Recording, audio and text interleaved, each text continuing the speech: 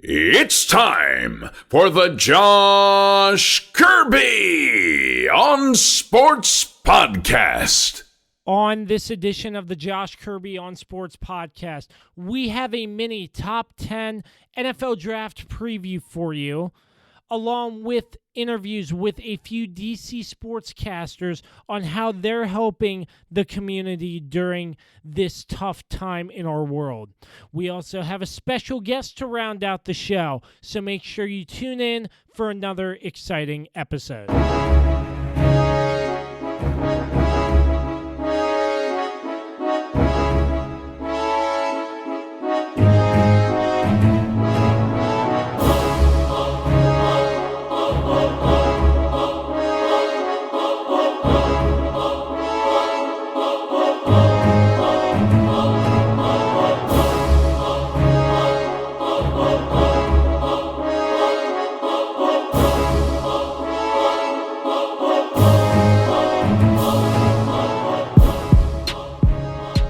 Indeed, I'm glad you connected. This is Dave Johnson, voice of the Washington Wizards. You have connected to the right place because you are listening to my man, Josh Kirby, on Sports Podcast. All right, we are back. Yet another episode of the Josh Kirby on Sports Podcast. Hope you all are doing well. Hope you all are staying safe. As always, we're part of the Mayo Please Podcast Network, and we're sponsored by Route 11 Chips. Make sure you find a bag today inside your local Martin's, Food Lion, and Giant stores. We are also sponsored by PM Plus Reserves. As always, want to give a big thanks to MPT Now Productions, Dave Johnson, and JR Beats Official. We have another packed episode for you on the podcast, starting off with breaking news as of today. Before we do that, I want to introduce our special guest. He was on last year during our draft preview show, and he is on once again. It's Mr. Josh Vigna calling in due to the virus. So, Josh, hope you're staying safe, buddy. How have you been, sir? Oh, I'm doing well, Josh. Staying safe, just, trying to figure out this uncharted water here in this unprecedented time. But making do, watching some Netflix, taking some walks, and, eating a lot of food. I know that for sure. Aren't we all? Ordering takeout and just filling our faces with food. I've been doing a lot of that. I am guilty as charged. So, Josh, the first thing on our agenda before we get into the draft, breaking news as of today, the XFL has suspended operations indefinitely. They have laid off almost all of their staff, and this comes at the midway point of their season when the coronavirus hit. They were forced to stop playing games, and they said they'd be back next year. And, there were people saying, oh, they have funding till 2021, so they should be fine. But yet again, another developmental football league has folded. Your thoughts on this? Yeah, first off, I feel bad for all the workers and players and everyone that's out of a job right now and these, really uncharted times. You feel bad for everyone that's put in the time, all the players that were still training, thinking that they were going to have a job as soon as this was over. But I guess it could be also a good thing for some of the guys that they could be released from their contracts. They might have a shot back in the NFL. Some of them might be able to even get a shot in the CFL. So, there could be some good that can come out of this, but you hate to see all the people that, lost their jobs today. Especially the people that, you don't really think about, the creative team, the marketing teams, everybody behind the scenes. That was extra money for the concession workers at the stadiums. St. Louis was really getting behind their team there for a while, and it seemed like football was back in St. Louis, and yet again St. Louis loses another football team. So it's a sad day for the people that are working, that lost their jobs, but for the guys that are playing, it might be a blessing in disguise where they have maybe a shot at making an NFL team here in the fall. Yeah, and we have seen where the XFL allowed players to sign to NFL teams during free agency, and we have seen some players from the XFL sign with NFL teams. If looking back to our free agency podcast, so pretty sad news there in the XFL. But hopefully, this is an opportunity for players to get another shot in the NFL and CFL. So, moving right along to our main storyline to start off this first segment. The NFL draft is right around the corner and they are still hosting it. It's different. It's all virtual format, according to NFL Commissioner Roger Goodell. In my opinion, I'm just going to throw this out there once. This might be a setup for the Patriots to cheat again since there's technology involved. I'm not sure if that will happen or how locked down the system will be. Roger Goodell and the NFL tech team will make sure the Patriots have no part in hacking, I hope. But anyways, the Times called for a virtual draft, but what are your thoughts on the way this draft is going to be different than others in years past, Josh? Well, I think it's gonna be interesting. Maybe you might be able to see more players, at their homes. They might have maybe a live stream. I don't know if they're gonna do, Zoom. Well, you'll see players with a bunch of hats. Will they have 10 people at their house? It's kind of very unprecedented. Will they have a big cookout? Will they have a lot of people? Probably not. I mean, because you're under the federal guidance here to have no more than 10 people in an area. But it's definitely interesting. I don't know what exactly is going to happen, because you also hear that NFL team executives, you can't think about that. You can't have all the people in the war rooms. Are the GMs going to be doing stuff on Twitter? Are they going to be doing stuff interacting on Facebook? How are even the insiders going to know who's going to take what? So it's going to be kind of interesting to see how the NFL does it, because they're really the first one that this has kind of happened to in terms of the draft. So it should be interesting to see how they basically set how maybe the NBA might move forward with their draft, and how the NHL and MLB might move forward with their draft, if this does last longer than say June or July. Yeah, so I did not even think about the federal guidelines there with no more than 10 people in a space at a time. So yeah, I think Zoom, the video conferencing app Zoom, will really be taking off on draft night. Draftees calling their family and friends via Zoom.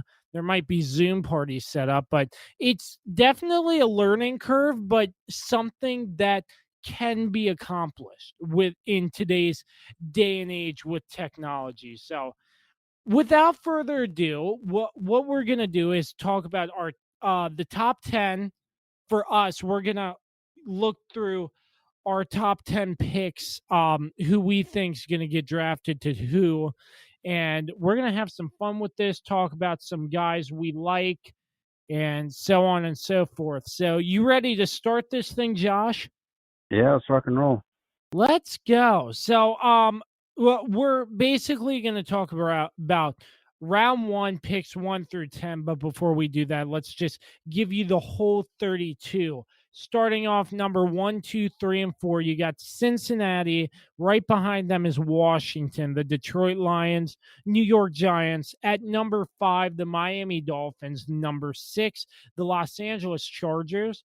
Then the number 7, 8, and 9 spot with Carolina, Arizona, and Jacksonville. Number 10 with the Cleveland Browns. 11, 12, 13 is New York, the Las Vegas Raiders, and San Francisco off a trade with Indianapolis. 14, 15, 16, Tampa Bay, Denver, Atlanta, then Dallas and number 17. Then you got some interesting stuff here at 18, 19, and 20. Miami from a trade with Pittsburgh, Las Vegas with a trade from Chicago, and Jacksonville from a trade with the Rams. Then 21 is Philadelphia, 22 Minnesota, a trade from Buffalo for that Stephon Diggs trade, I do believe. Then you have 23 New England, 24 New Orleans, 25 Minnesota again, 26 Miami from Houston, 27 Seattle, 28 Baltimore, 29 Tennessee, 30 Green Bay, 31 San Francisco. In the last pick in the first round, the Super Bowl champion Kansas City Chiefs. Wow, that was a mouthful, but I'm glad we're just doing 10. So starting off round one, pick one, Josh. It's pretty obvious. I think Joe Burrow is the question. He has proven himself to be a very outstanding quarterback. Won the national championship for LSU, won the Heisman. He seemed really great, but always my thing with quarterbacks, how are they going to translate into the NFL? My number one, the Bengals will be picking Joe Burrow in my mock draft. Yeah, I don't see how they can not take him, considering, that is one of their biggest needs. Well, excuse me. They did feel, some of the defensive holes, but I mean, they need help across the board. That's why they were, 2-14 last year.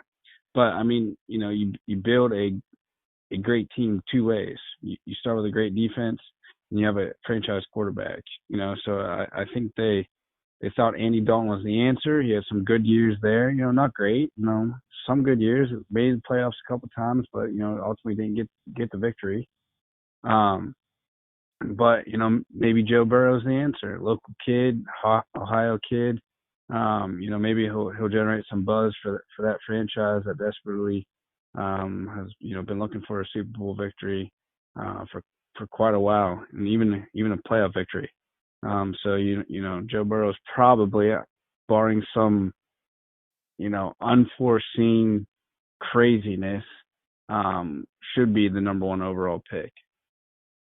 Yeah, I mean, Cincinnati, bad all around, and you got to build a team from the quarterback in. You got to build around a good quarterback. You can't throw a quarterback into a system and say, hey, win us games. That will never work. I've seen that happen before. But Joe Burrow, he's only 23 years old. If the Bengals can manage him properly, I think he could be a great addition to the Cincinnati Bengals. So moving on to number two in the Washington Redskins. I'm not really sure what the Redskins will do, because the Redskins are the Redskins. Chase Young will be on the board. He is the number one rated prospect in this draft from what I have seen. It's going to be hard to pass up on Chase Young, Josh, but the Redskins have two options here. Draft Chase Young or trade down. They're not going to go O-line. I mean, with Trent Williams, I don't know if it's a reach to take an offensive lineman at this point. I don't know if they love someone. I mean, Ron Rivera, he's kind of a defensive guy.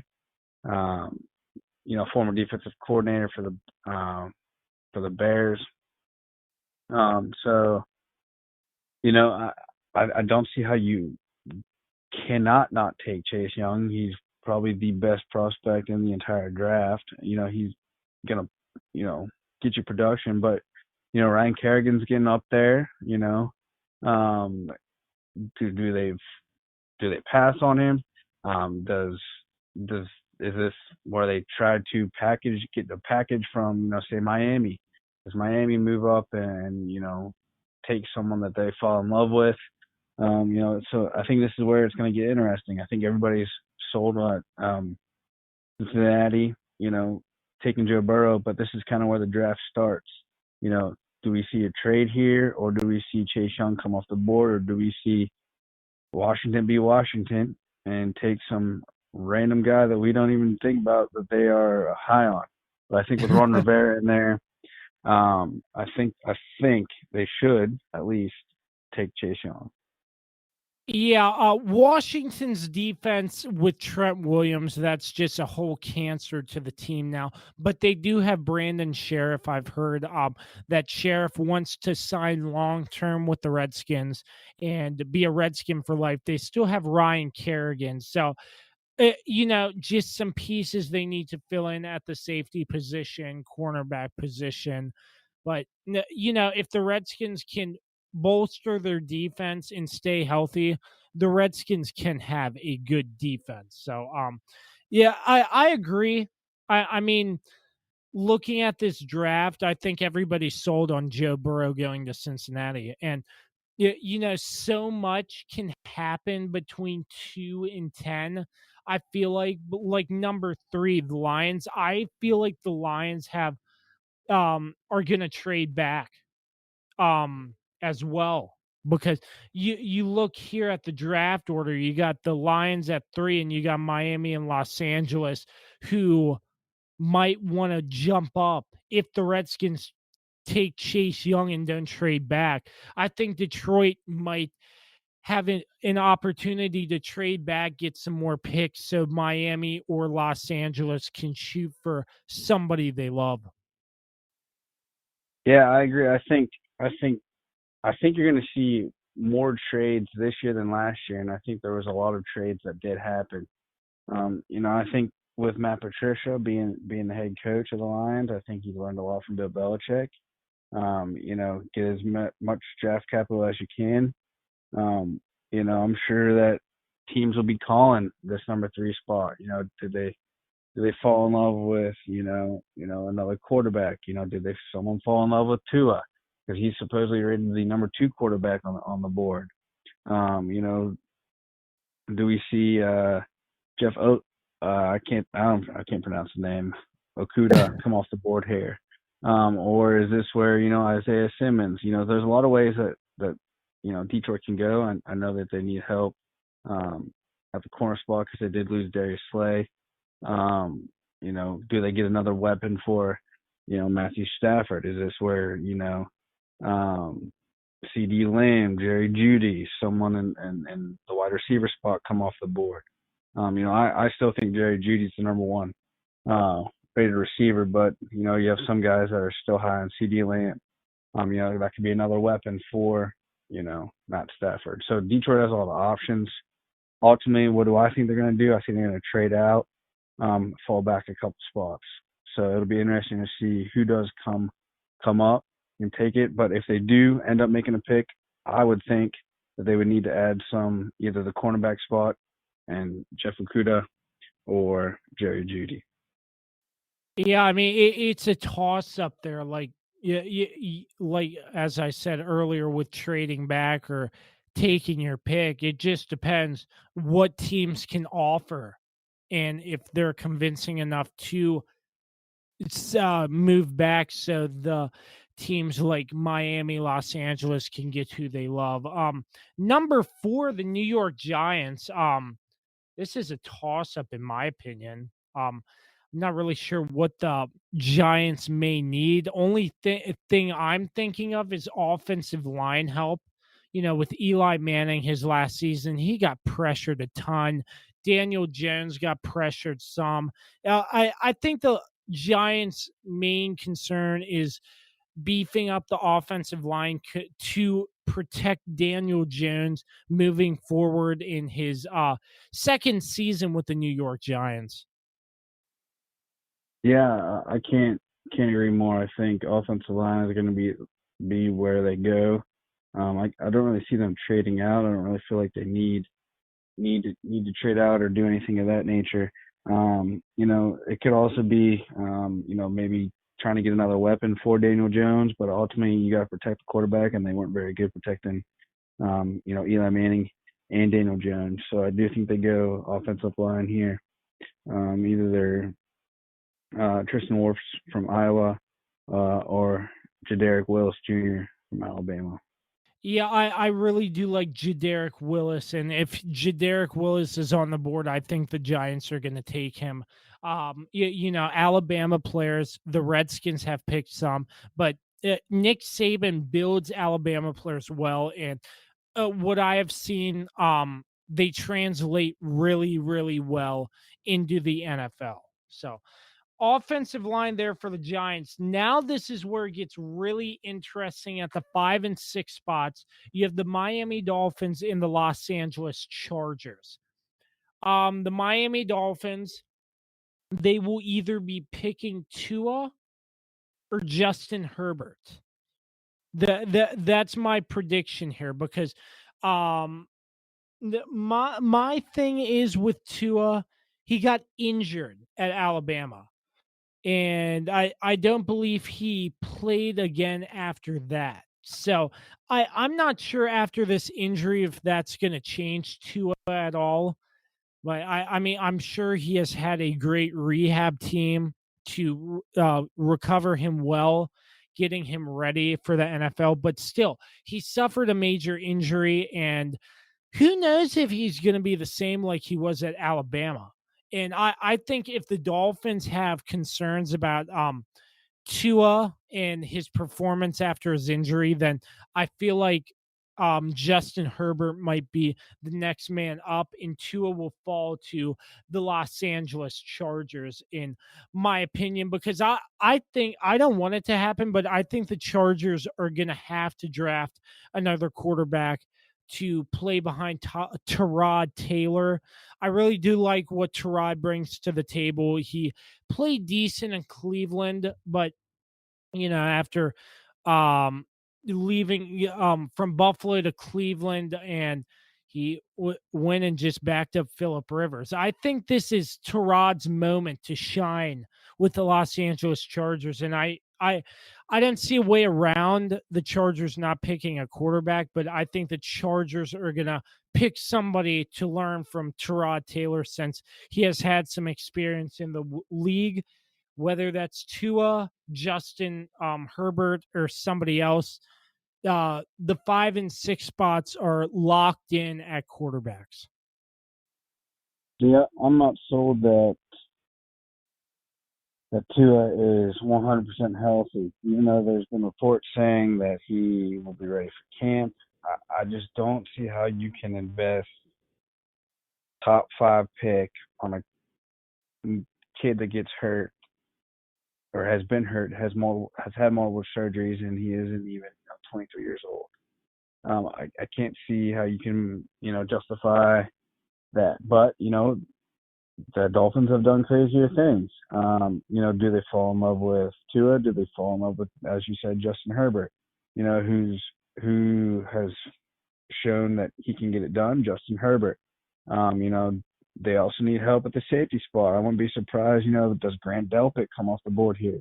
I'm really high on him, the kid from LSU. Do they wait and take a no-name quarterback that that they're high on? So it'll be interesting to see what the Dolphins do. Do they go quarterback? Do they go safety? Do they go O-line? So, I'm not sold on Tua. So I think if they are going to take a quarterback, it will be Justin Herbert. Yeah, I wouldn't be surprised either if Tua falls either even farther down the draft, because I'm in the same boat as you.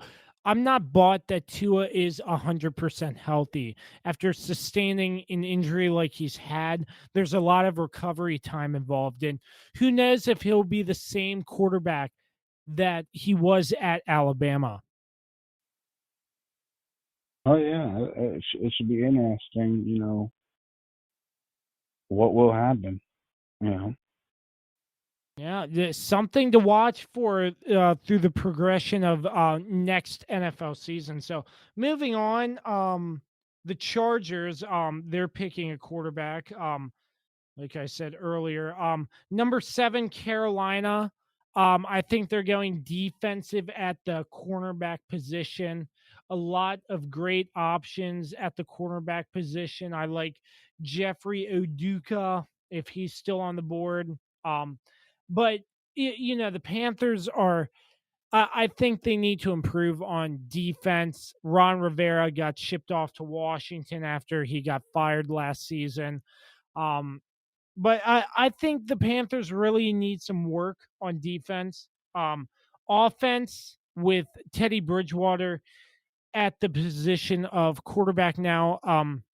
I think their offense is fine. Nothing first round major they need to get, but I like Jeffrey Oduka from Ohio State to fill this role for the Panthers. But anything can happen. Like the 7, 8, 9, and 10 spots on my board, I feel like are toss ups because I'm not really sure what the team needs are 100%. Like I mean, I've been doing some research, but the thing is, like, it's so complex. Like, it's a toss up. Some teams need help in multiple areas, but what's the most important, Yeah, I agree. I think losing Luke Kuechly, do they take Isaiah Simmons from Clemson? Do they wait to take a linebacker later in the draft? Do they go D-line? Do they take an edge guy? Do they take a, more interior guy like Derek Brown from Auburn, Javon Kinlaw from South Carolina? Even on the edge, we don't think Chase Young is going to be there, but is uh, Kalavian Chasen from LSU, or even Yetur Gross-Matos from Penn State still going to be there, who's probably the third best edge guy in the draft. So it'll be interesting to see what Matt Rule does. I think they do need to find a replacement at linebacker, so I do think that they will go linebacker at this spot. I don't think you can pass on a guy as highly rated as Isaiah Simmons is.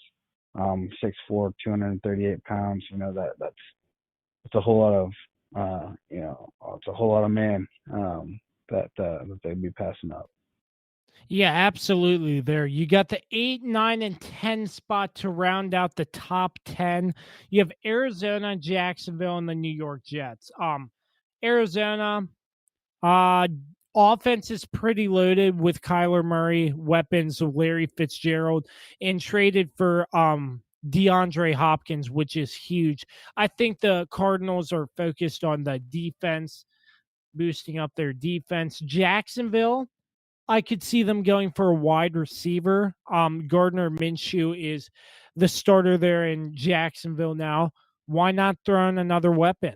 Who knows? The Jets, I could see them going offense or defense. That's why I said the 8, 9, and 10 spot are pretty much toss ups in this, rounding out the top 10. Yeah, it's going to be interesting to see, where they go. I think, the Cardinals will want to take an offensive lineman to protect Kyler Murray, eventually with their higher picks, but they also were atrocious on defense.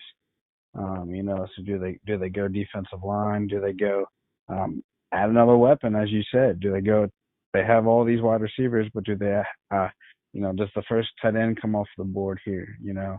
So it should be interesting to see, what they do, because the highest rated tight end by some of the projections is number 60, Cole Kmet, and then there's an intriguing player that we'll talk about here a little bit later that I want to talk about as Adam Trotman from Dayton.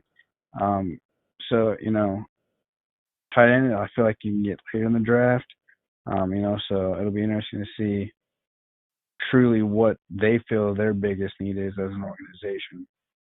As far as the Jags, well, I mean, you have Yannick Ngokwe. He was, your franchise tag, but he said he doesn't want to be in Jacksonville. No offense, I don't blame him. He's a great player. He's only getting these 1-year contract. He's looking for a more long-term deal. So it should be interesting to see, like you said, where they go. Do they, go cornerback? Do they go offensive line? Do they go running back? And the same thing with the Browns. They're loaded on offense, but their defense was atrocious again.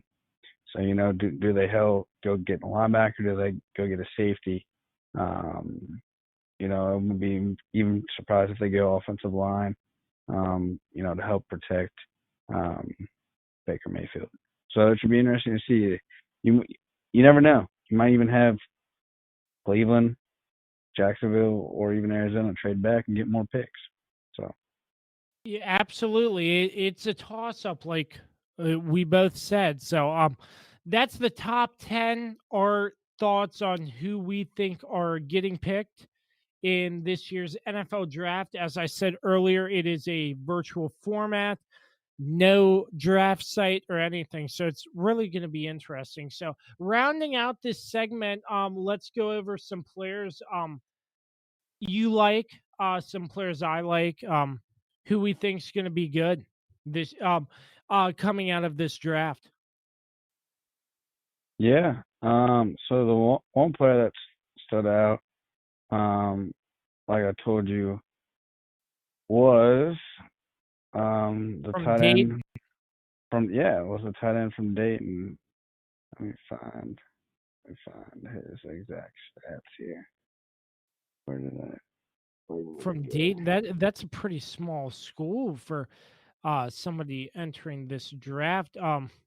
You, Dayton, you don't really hear a lot of players from that. Yeah, he was very productive coming out of Dayton. He had over um 1500 yards. So it was he was a very productive player, and they think he could potentially be a number one tight end in the NFL. So it should be interesting to see where he goes. I think he could be one of the highest rated Dayton players to ever Y- come out. Yeah, but tight end, I mean the tight end value I feel is really dropping. Like uh, you don't really see a position that wait, no, not tight end. I was thinking of fullback, dumb me. Oh man, Well, I'm I glad it's mean, Friday. he's 6'5", 255 pounds, so he's I definitely got the size. I mean, and it's especially Dayton's a unique school because it's a non-scholarship school, so kids go there and they pay their own way.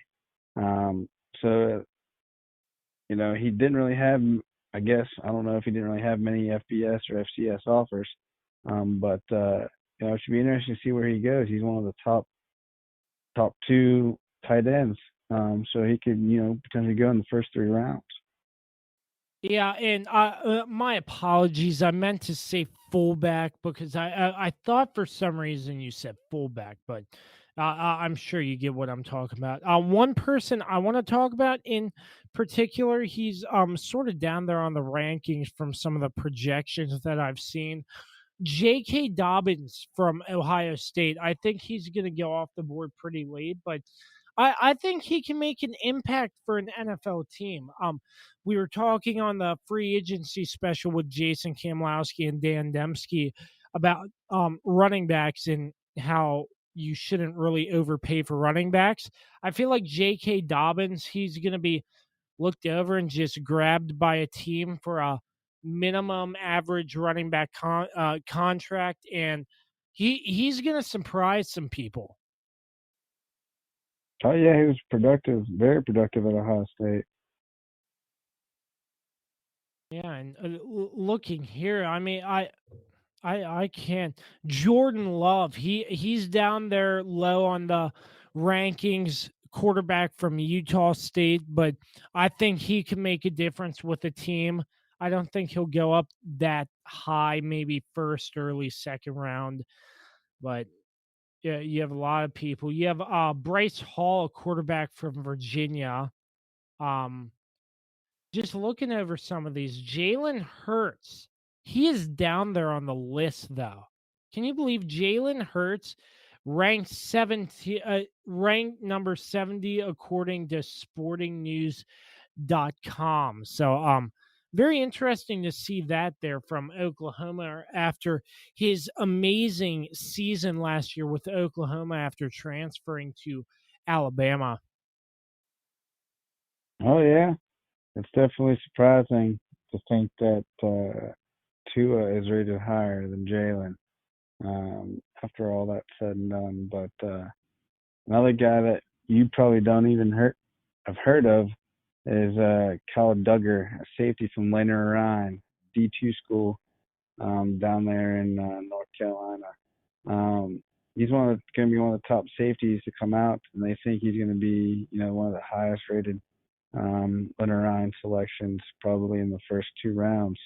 Another guy from a D3 school in St. John's is Ben Barch. He's an offensive tackle. He's humongous. He's 6'5", 309, and he held his own at the Senior Bowl. And he shot up draft boards.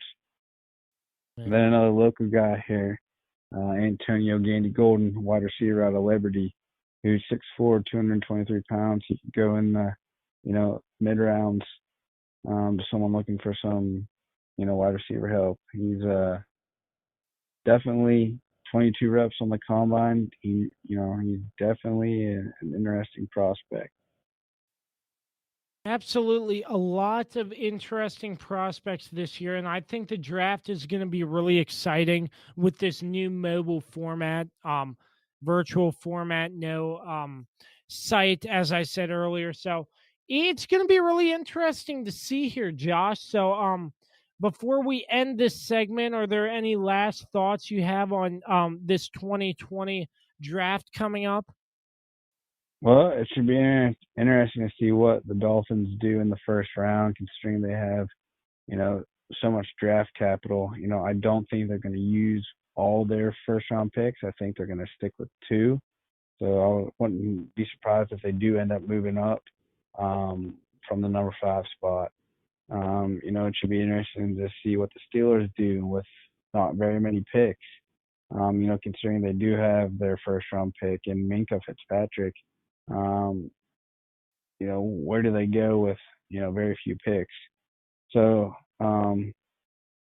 it should be interesting to see what happens. Yeah, it's going to be a lot of fun, and I'm looking forward to it. I'm sure you are too, Josh. As always, you can follow at JK Sports at Kirby on Sports on Twitter to catch all the draft news and notes live from draft day. I will probably be live tweeting all the draft selections and everything. So once again, that's Josh Vigna with our 2020 top 10 draft preview. Josh, thanks so much for joining us. It's been a pleasure, Josh. Had fun. As always, the Josh Kirby on Sports podcast will continue right after this. Thank you once again to Josh Vigna for calling in to talk the 2020 NFL Draft.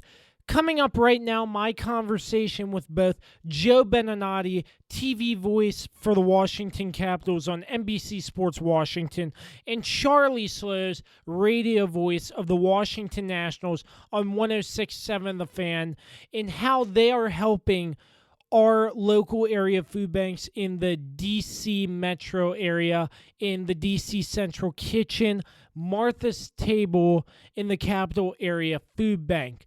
First off, Joe Beninati. All right, we're back. Another segment on the Josh Kirby on Sports podcast here with one of the DC sports broadcasters that have come together with a lot of different sports broadcasters from the Nationals, Wizards, and Capitals. With me right now is Joe Beninati to talk a little bit about the support they have been giving to local food banks in the DC metro area. So, Joe B., thank you so much for calling in. First off, hope you're staying safe out there, and just tell us a little bit about what you all are doing to help these food banks out. Josh, it's a pleasure of mine to speak with you today. All the DC sportscasters pretty much were rallied together by FP Santangelo and John Walton. There's an app out there called Cameo, and people can go to it either through the app or cameo.com, cameo.com. And the guys thought it would be a good idea for us, since we have a lot of downtime right about now, Josh, to get together and do some fundraising for the needy, for the hungry in the D.C. area during these very, very difficult times. So they coined it as the Voices of D.C. Sports, and there's a couple of different ways that people can pledge money to help some of the local food banks. We're helping Capital Area Food Bank, D.C. Central Kitchen, and Martha's Table. And you can do it in either of two ways. You can go to cameo.com or go through the Cameo app and look for the commentators section. That's where you'll find all the DC sports announcers. Pledge, I believe it's $25 for the pledge, and you choose your particular sports broadcaster. Tell them who it is that you'd like the shout out to go to. Give them any direction as far as whether or not it's a birthday wish or an anniversary wish or what have you. We put together a nice minute long cameo for them, and it turns out to be great. A lot of the proceeds are going to those area food banks. There's that way to do it. You could also text DC Sports altogether, DC Sports to 44321 to donate without the cameo. But it's been fun. It's been keeping us busy. It's for me, it's a much needed distraction, Josh, from everything that's going on and everything that's not going on. I miss sports a lot. Yeah, absolutely. We all miss sports. And one thing you have actually helped our fans to do is actually you and Craig Laughlin, your broadcast partner, have started calling NHL 20 games, simulated the rest of the cap season. They ended up winning the rest of their games in this simulation. So how was that, calling a video game? Did you ever imagine yourself calling a video game on TV? I'll tell you, it was a lot of fun. A few years ago, there was a company out in the Bay Area, Josh, that asked me to put the voiceover to a virtual reality game. I'm not a gamer. I've never really been a gamer, interested in that line. But, all of a sudden there was this company in San Jose, Joe, we want you to help us with a hockey game, a basketball game, and a football game. And it was all virtual reality under the mask with the controllers. And I could see easily where people get hooked by this. But what Locker and I were doing for those NHL 20 EA Sports games was something totally different. The computer ran the simulation. Folks at Monumental Sports and Entertainment helped us with that. They edited it down. We saw the video and put our voice to it in one take, in one line cut. That would give you the voiceover track, and then the people at NBC Sports Washington married it all together, included some on cameras and open and in between periods and a post game, and it was nicely packaged into a 1 hour TV show. And we did 7 of them. It's amazing how fast they've come and gone, but now there's no more to be done. But it was different. It was difficult at times because you really can't tell the difference size-wise between, let's say, Tom Wilson and Nick Jensen, because all the video game guys are all the same size. But things happened pretty quickly. I think it was smooth between me and Locker. And again, even though he was in his basement and I'm in my office, it seemed to come off pretty well. Yeah, absolutely. Great production there by you all. So, Joe B, just some quick questions for you. Do you think the NHL will be able to salvage the rest of this season due to the virus? Very difficult question, and anybody who says they have the answer is lying to you, because we don't. The only thing that knows what's going on is the virus, and until we can do things safely, I think it would be irresponsible to get big groups of people back together. Now, if you're talking about quarantining and going to specific sites and not allowing the fans but televising, all these things are on the table, Josh. And I'm sure that the league commissioner, his staff, all the board of governors, the Players Association, they're all trying to figure out what it is that they can do, what is feasible. And at the same time, as each passing day goes by, I'm sure their options become less and less. And what's most important for us right now, and what I pray for every day, is that some of the brilliant medical people around the world, who I'm sure have been working on this 24/7 now since it cropped up, are going to find a medical breakthrough that's going to be able to keep us safe. But I don't know what the timetable for that would be. You can hear all the speculation you want about July, August, September. I just want us all to be as healthy as we can be. And if that means that we don't necessarily crown a Stanley Cup champion this year, while that would be sad, I think what's more important now would be to make sure that we're all healthy and moving forward, both personally, professionally, and from a business standpoint. If we had to go to next year, we go to next season, and if it's done on time and safely, that's what matters to me. Don't rush this to get back to do a Stanley Cup champion and risk further infection before we have the medical treatments that are going to keep people safe. I know that the leagues are not going to act until they get a real solid green light from the medical professionals. Yeah, I agree. They can't really move forward unless they know what this virus is going to do next. But Joe B, interesting cap season nonetheless so far up until the start of the virus. Can you give us sort of a quick recap in your mind on how you enjoyed the season, and talk about witnessing Ovechkin's 700th goal as well? Let's start from back to front. The 700th goal was amazing. This player is a one of a kind, and I don't even think that we can fully appreciate what he's doing right now while it's happening. I think 10, 15, 20 years from now, you'll sit there and go, my gosh, were we lucky to live at the time of Alex Ovechkin's play in the NHL. It's just, he's that special and marvelous achievements, and I know that he burns more than anything to win another title, Josh. Well, the goal scoring record of Wayne Gretzky is out there, and it's far off. Trust me, it's such a big number, but I don't think that's the number that's first in Alex's mind. I think the number 2 is more than anything in his mind, as in 2 Stanley Cups. Now, whether this team was good enough to do it, that's the start of your question. And to me, at the beginning of the season, they were very, very good. Their record was brilliant through the first half of the season, and a lot of the times, Josh, they were outscoring some of their problems.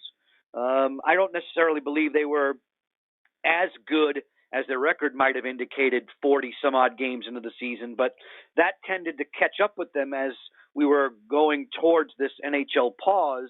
There was about 6 to 7 weeks there where they were only a 500 team, and it was worrisome. And if there's anything positive, perhaps, from pausing the season like this, the Capitals are one of the older teams in the league, if not the oldest by average age.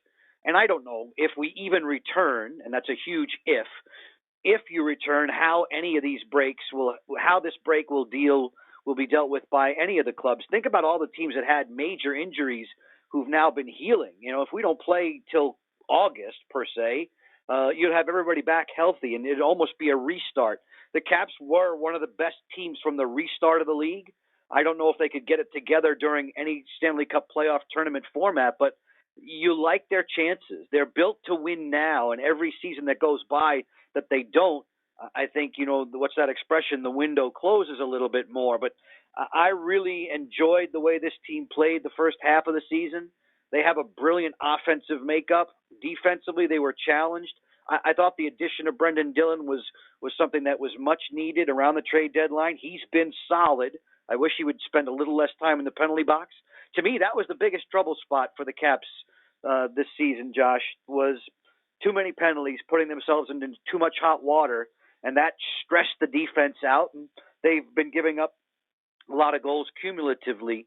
But for me, I would love to see the season resume, only if we can do it safely, and if so, you'd have to consider the Caps a contender in the East, right there with teams like Boston and Tampa Bay and Philadelphia, which I thought was playing the best hockey of anyone when the NHL hit that pause button. Yeah, I thought it was really crazy. Philly went on that huge run of wins, and then the NHL season just paused. I thought that was crazy. But once again, Joe Beninati coming together, the DC sports broadcasters on Cameo. You can find them on Cameo, get your own personal shout out. And also you can donate by texting DC Sports to 44321. Joe B, we sure do miss your voice. You have an iconic goal call when a Capital scores a goal, and I wish you all the best. I hope you're staying safe, and thanks once again for calling in for the little bit of time you had. Yeah, Josh, same to you and yours and all the Caps fans out there, everybody here in the DMV. I hope everybody does stay safe, stay at home, and we'll get through this, and it'll be great to see all the sports teams back on the fields and back on the courts and back on the ice, but only when it's the right time to do so. In the meantime, everybody take good care. Absolutely. We'll be right back right after this. Once again, a big thanks to Joe Beninati for calling in earlier this week. Coming up next, my interview with the radio voice of the Washington Nationals on 106.7 The Fan, Charlie Slows. All right, another guest we have on the podcast now, part of the DC Sports Broadcasters, contributing to the local DC area food banks in Martha's Table, DC Central Kitchen in the Capital Area Food Bank. Once again, you can donate by texting DC Sports to 44321, or you can find any of the DC Sports broadcasters on Cameo. And a person I have on the phone with me now to talk about this is radio voice of the Washington Nationals, Charlie Slows. Charlie, want to thank you for taking the time to be with us on the podcast. First off, how does it feel to finally be a World Series champion broadcaster? That feels great. It's felt great since it happened back in late October, and lifelong dream to be a part of something like that. And obviously, we were all hoping to be back at it by now, to be there for opening day and the raising the championship banner and the players getting their World Series rings. But as you know, everything on hold at the moment. But I'm confident at some point that's going to happen. Absolutely. Are you all staying safe so far? So far, so good. Everything is good with my family. We're doing what we're supposed to do. We're staying in unless absolutely needing to go out to get groceries or whatnot. Otherwise, our outside is consisted of whatever we need around our home and a little bit of exercise, whether it's going for a run or a walk or a bike ride. Otherwise, that's been it. Mostly, you're doing these things on your own or with a family member, but you're doing that distancing as well. Yeah. I know the feeling, absolutely. So, Charlie, I want to get your take on the DC sports broadcasters coming together to do these cameos for the local area food banks in the DC area. Have you enjoyed doing cameos for these people, the specialized shout outs, and what are your thoughts, and how much have you all raised roughly so far?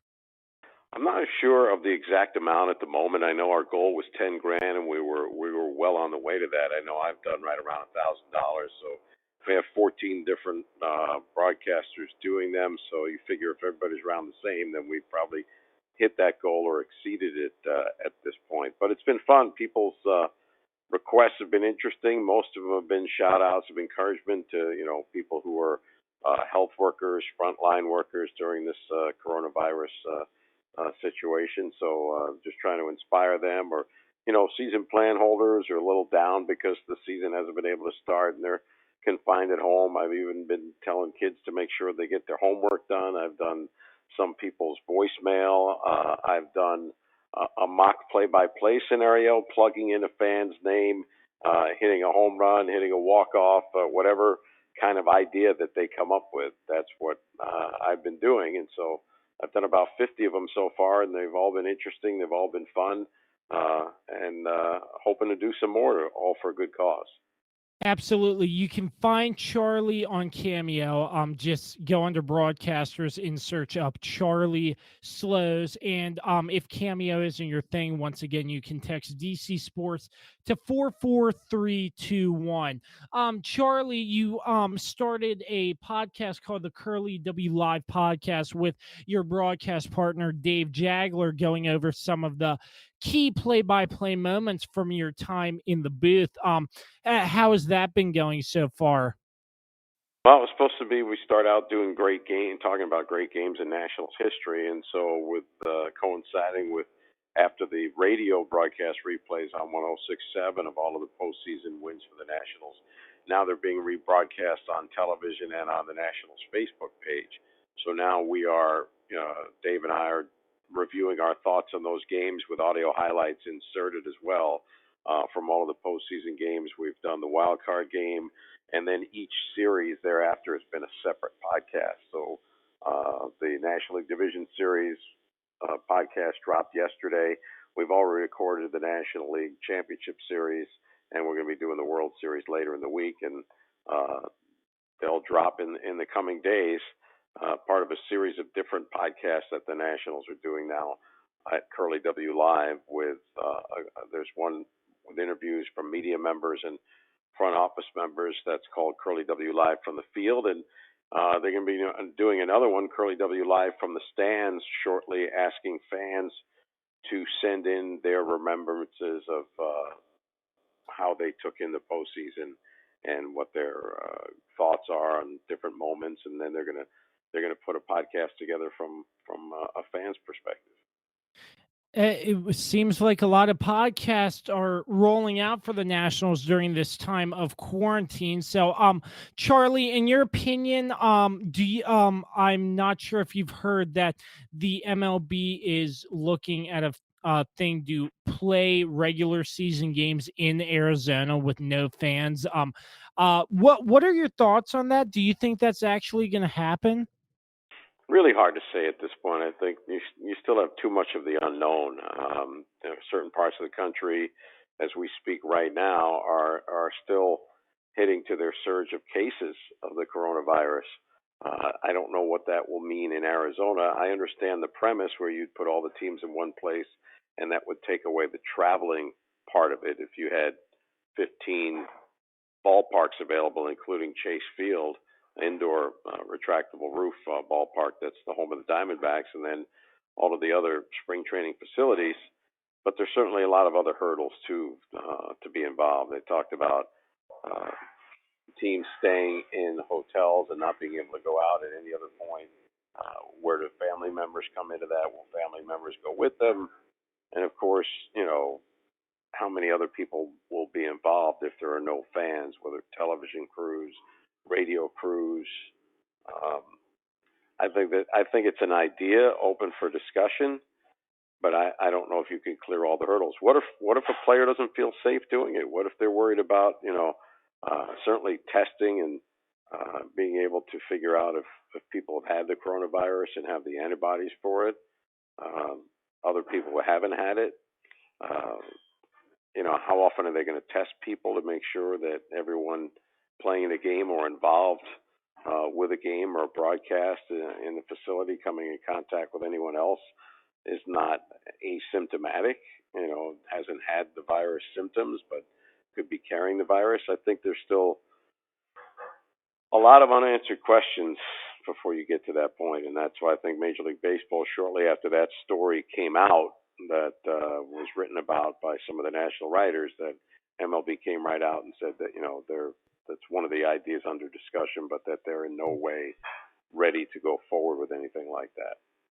Yeah, I mean, a virus like this, you just have to wait it out until it's over. Like Joe Beninati said earlier, I was interviewing him earlier. He was like, you got to make sure don't rush anything. Just make sure everybody's staying safe and that this virus is in the clear before we start anything, which I think the MLB is doing. So, Charlie, we all know the story. 19-31 for the Washington Nationals, going on to win a World Series. You were in the booth for all 162 games plus the playoffs. You've seen it all, the highs, the lows. Can we get your thoughts on that historic season for the podcast? Well, it was an amazing season. Something that you could not predict, a script that you would never have come up with. Certainly, the injuries they had seemed like the team was falling apart on the field at 19-31. You wouldn't have thought they could survive that and end up doing what they did. It was an amazing run to get to where they were, and when you got to September, and especially when they came back and won that game against the Mets, the "you blew it" game where they came back with 7 runs on 7 hits in the bottom of the ninth inning. You just had the thought then that they had a real good chance if they got into the postseason to make some hay, and that's certainly what happened. And then moving on to the wild card, that game where it was like, oh man, they're down 3 runs to nothing. Then Juan Soto has that crazy hit that the Brewers player just blatantly misses the ball and ends up winning the game for the Nationals, and so on and so forth. Give me some of your memories from this past season that really stand out to you, sir. Well, there are a bunch. If you were to go back through the season, I mean, certainly memories of the 19-31 start. From that point, you're thinking, oh my goodness, this could be the worst year the Nets have had in a very long time. But they were able to turn things around in June. I mean, you remember the Max Scherzer, the broken nose, black eye game after fouling a ball into his face and then coming back and pitching terrifically the next day. And then the Nats started to beat up on some of the have-nots that they were on the schedule in June. The Royals, the Kansas City Royals, Detroit Tigers from interleague play, and then they played a couple of series against the Marlins. And I think by the time they got to the All-Star break, you felt a little bit better about the team. They were back to 500 and a chance to have a winning record in the second half of the season. But you just didn't know with all of the injuries. Max, after that performance, wearing the Expos uniform throwback, started to have the back issues and really wasn't much of a factor for them over the next couple of months. So how are you going to survive not having Max Scherzer? Well, they got some good performances from Austin Voth.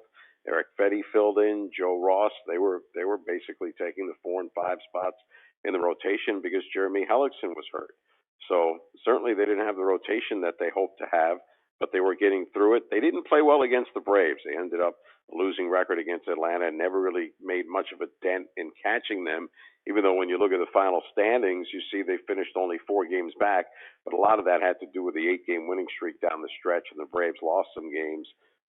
So they were able to trim that deficit down to 4 games at the finish line, but never really caught up against them. And they didn't really play well against the Mets. They had a losing record in the season series against the Mets during the season. So you just wondered, could they beat a really good team in the postseason?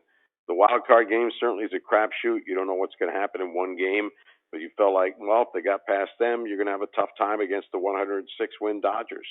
The wild card game is a great memory for a lot of folks. That's the greatest win they've ever seen at Nationals Park. As you mentioned, down 3-0, down 3-1 when Josh Hader comes into the game in the bottom of the 8th inning, and some great at bats there, including Rendon working the walk to load the bases. And then the baseball gods finally, a bounce went the right way for the Nationals when Soto hit that ball into right field. Trent Grisham had no business trying to charge and scoop it. He had no play anywhere. His best option would have been even to go to a knee to make sure that ball stayed in front of him and get the ball into second. That would have tied the game, and the Nats probably would have had runners on first and second or first and third. But instead, he charges. It takes the bat up and goes by him. He never gets a glove on it. 3-run score on the play. And Soto ends up getting caught in a rundown to make sure that they didn't throw home and the run would score to give the Nats the lead. Amazingly, they score 3 runs against Josh Hader, and Daniel Hudson comes in and closes it out, and they win that game. And then so many memories in the division series, particularly when I think of Game 4 and Zimmerman's home run that put them up 5-1, getting on top of that high fastball from Pedro Baez, and then to Game 5, down early and down 3-1 in the 8th inning when Rendon and Soto hit home runs on consecutive pitches to tie it. And then really a stunner was Joe Kelly pitching the 9th inning and coming back and pitching the 10th. Really surprised us. And I didn't think he'd be facing the top part of the Nationals batting order, and that really backfired on Dave Roberts. Eventually Howie Kendrick hitting that grand slam that gave the Nationals a 7-3 lead and basically propelled them to the National League Championship Series. And then from there, it seemed like the Nationals were on a high. They rolled through the Cardinals. They swept them in 4 games. And then, of course, the amazing World Series where the road team won each and every game. And the Nationals just continued. When they won, they would come from behind to win. You think about games in the series with the Cardinals where Anibal Sanchez has the no-hitter into the 8th inning, a 1-0 lead. Game 2, they led. The Cardinal series, it seems like the only time they didn't have to play come from behind. And, of course, in Game 4, they scored 7 runs in the first 18 pitches of the game to be up 7-0 and eventually win that game to sweep the series. But, the World Series was different. The Nats were seemingly playing from behind all the time. And when they won, they came from behind to win, especially late in games. In the 4 games that they won, it seemed like they outscored the Astros. It was something like 17-0 from the 7th inning on in those 4 games. Yeah, and funny thing about the World Series, there were some crucial plays that could have been turning points, like that I'm not really sure if it was a blown call. I've talked to some colleagues who are umpires who said they made the wrong call with Trey Turner down the first base side interfering with that play, and Dave Martinez getting red hot and actually getting tossed out of Game 6. You look at that, and then right after that, I think it was Rendon, if I remember correctly, stepping up and hitting that home run, and it goes to Game 7, and the Nationals are rock solid. But the main question here is what are your thoughts about everything that happened in the Astros organization?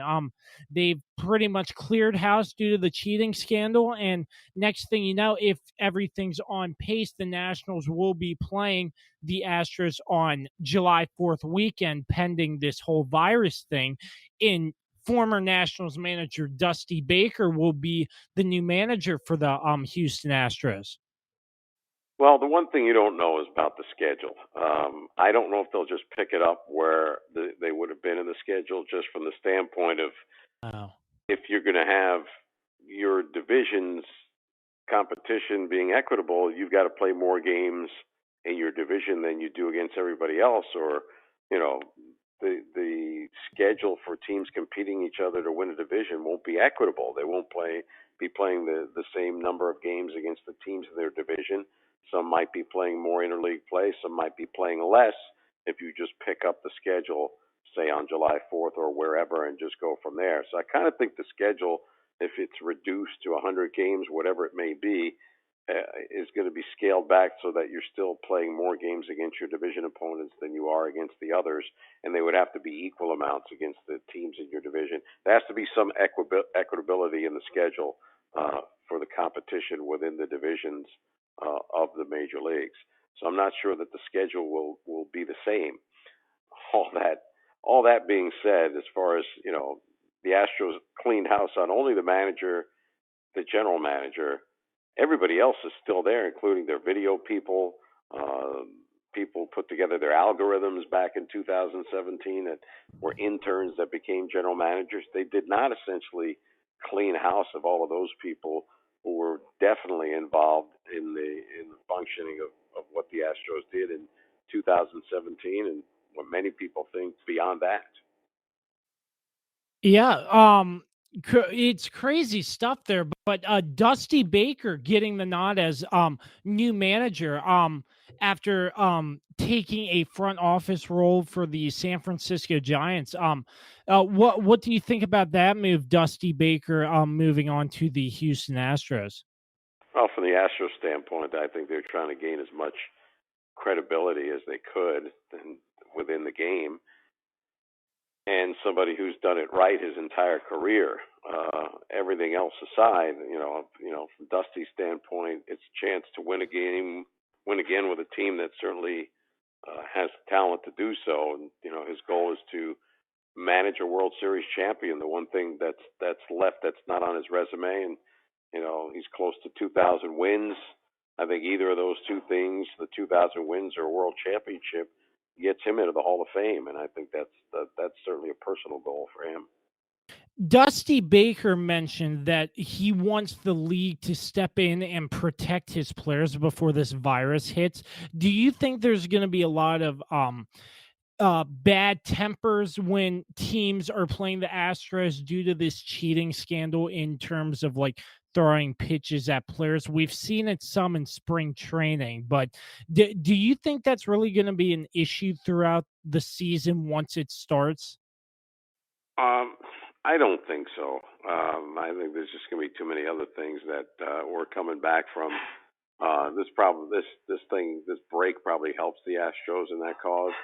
But I think as far as what happened in spring training, I don't really think they were throwing out. Guys were getting hit with changeups and breaking balls, and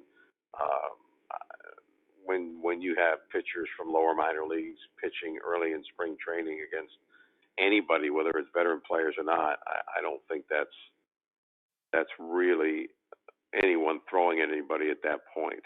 So, if you were going to see that, it would be in the regular season, but I really don't think that's going to be something that's going to be as prevalent now after everything that's occurred.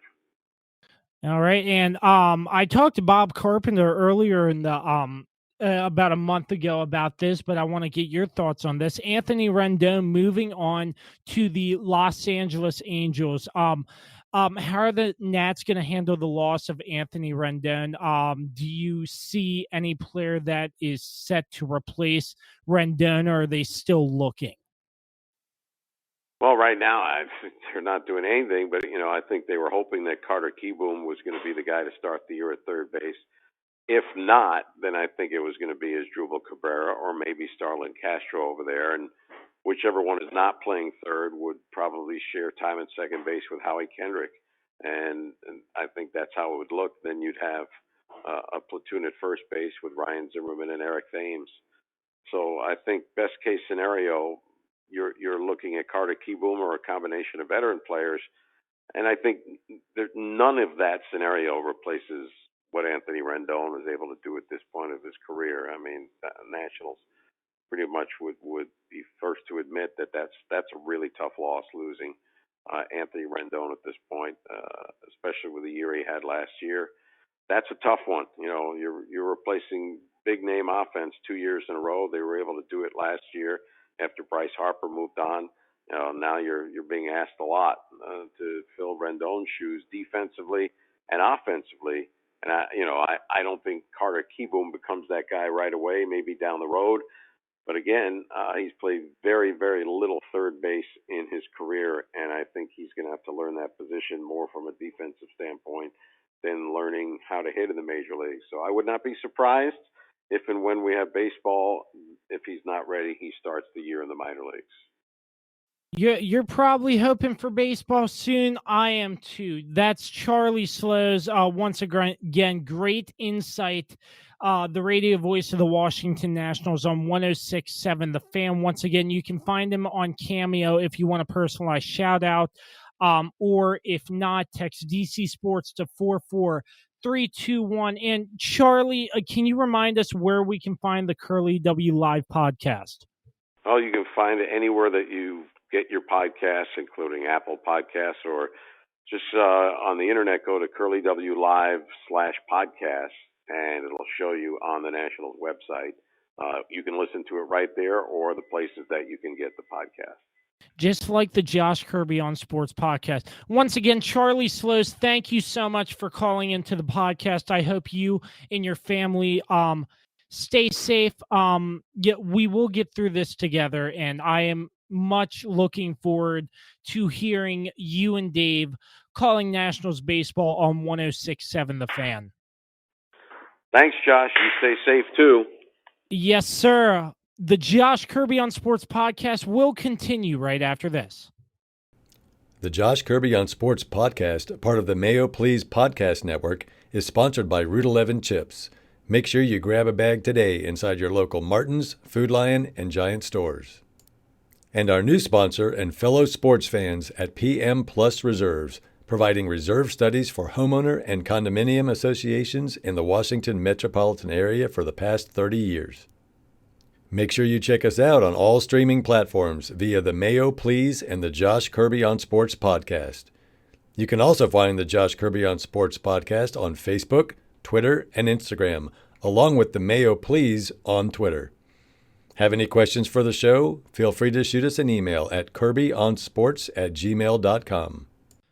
Once again, a big thanks to Charlie Slows for calling in. Coming up next, I have a very special guest, the radio voice of the Virginia Tech Hokies, John Laser, calls in to talk about Virginia Tech Hokies football and his role as a play-by-play broadcaster. That's coming up right now. All right, we're back. Another segment on the Josh Kirby on Sports podcast. Very special guest calling in today. The voice of the Virginia Tech Hokies on the Virginia Tech Hokies Sports Network for Learfield IMG College. Boy, that's a mouthful. But that's a mouthful. But it's the one, the only John Laser, the voice of the Virginia Tech Hokies football and basketball. John, thanks for taking the time to be with us on the podcast today. first off, are you staying safe, and how are you handling this whole quarantine situation?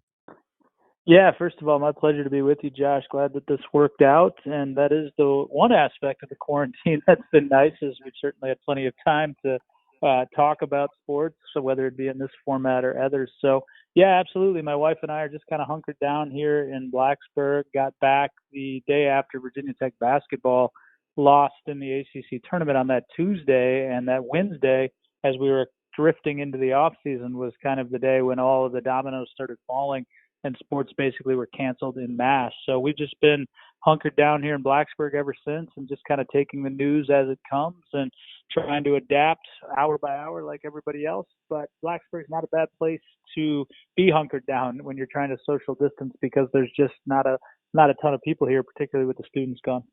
Oh yeah, absolutely. I couldn't agree with that more. I was just down there about a month ago with our very own Dan Dembski, and it just the amount of stuff that has changed in the athletic complex is amazing. So moving on, I want to sort of get sort of a background. In your interview you had with our very own Dan Dembski, I saw that you attended Brown College and you got the opportunity to work for KFan in Minneapolis covering the Minnesota Vikings and the Twins. Am I correct on that?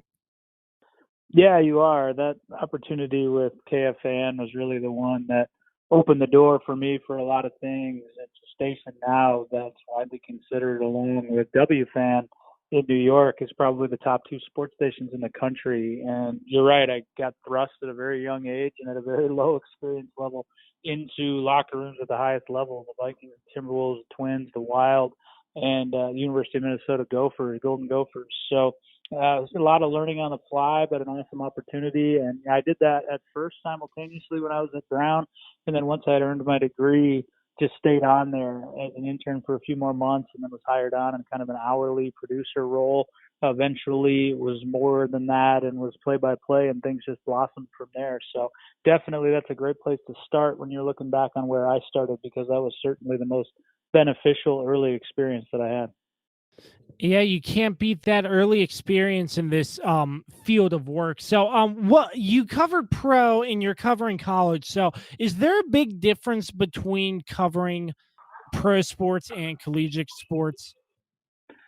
There is, yeah, because when you're covering professional sports, you're largely dealing with athletes that are adults. And, a lot of times in college, you're talking about literal kids when they're 18 years old and they first get here, but we still refer to them as kids when they're students. And there's just a different way that you have to approach that. The many years that I spent in baseball, that was all around professional athletes. It's okay, for example, if you were going to go out, grab dinner, grab a beer, grab a wine, whatever the case may be, you can certainly communicate with them in a different fashion than you do. It's oftentimes I compare it to teachers and students. Teachers aren't going to talk to students the same way that they would talk to other teachers. And that's essentially the same way it is when you're talking to professional athletes. And that doesn't mean that you can't form close bonds with college athletes. You definitely can, and I definitely have. It's just a different type of relationship, more of a mentor-mentee, regardless of what aspect of the particular sport you're discussing. So there absolutely is a difference. And there's also a difference when you're talking sport to sport, when it becomes college and when it becomes professional. Professional baseball is a wildly different thing than college basketball, for example. Yeah. So, what made you decide to settle down in Blacksburg and work for the IMG Learfield College for Virginia Tech?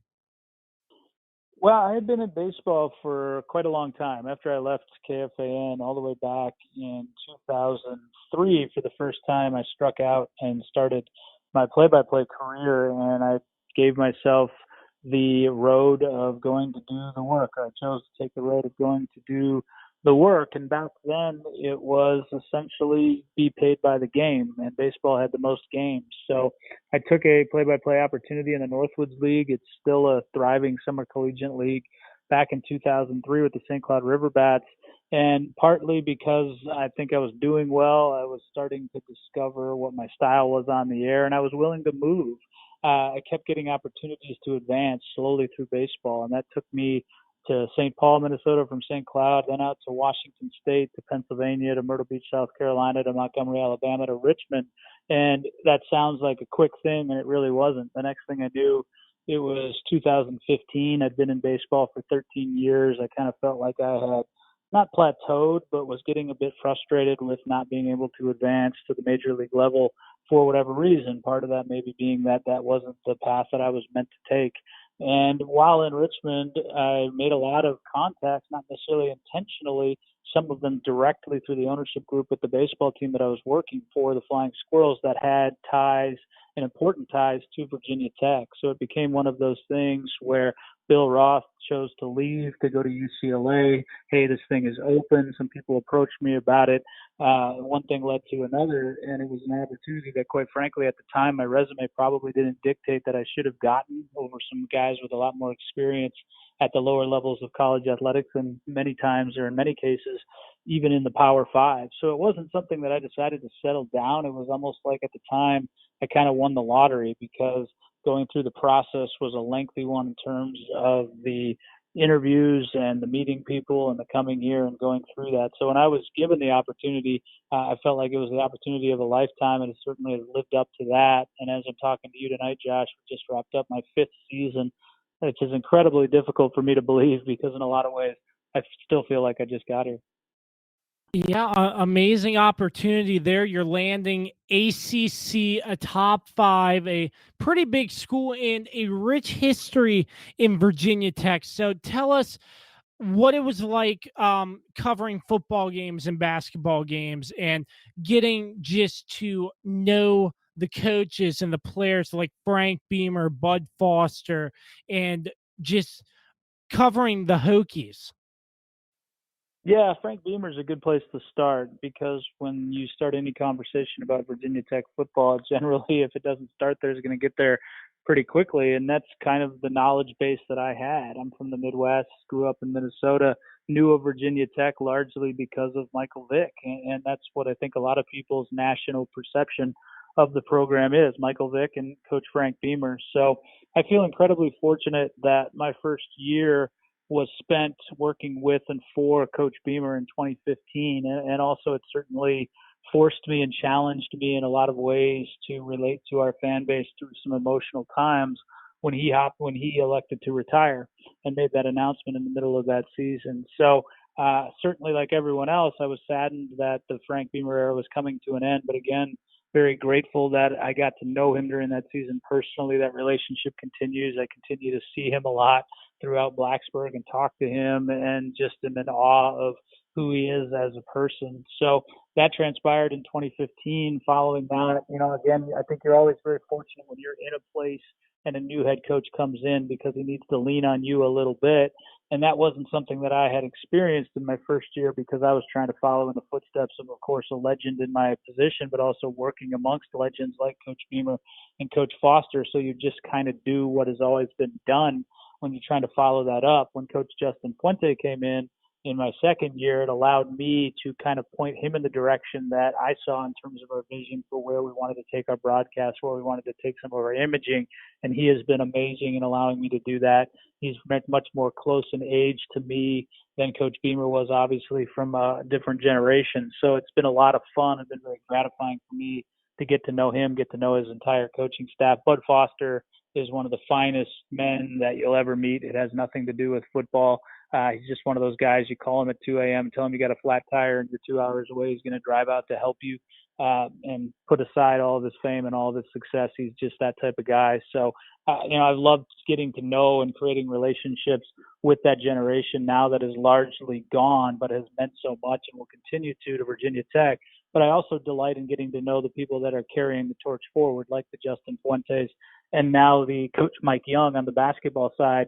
Buzz Williams was a whole nother thing in terms of creating relationship with him. He's one of the most unique people that I've ever met in my life. He challenges you in a variety of ways, professionally, personally, just in the interest of trying to improve everything that you do from an all-around aspect. So I'd be lying if I said I didn't miss him, spending time with him. But at the same time, he departs, Mike Young comes in, and he's a phenomenally special person in his own right. So as you can tell in that wide sweeping answer there, Josh, you get to know so many different people. I didn't even touch on any of the players or anything like that. But I think one of the biggest aspects of my job that gives me joy is football and basketball. Although they're both Virginia Tech, they're both in the ACC. You play the same opponents, of course.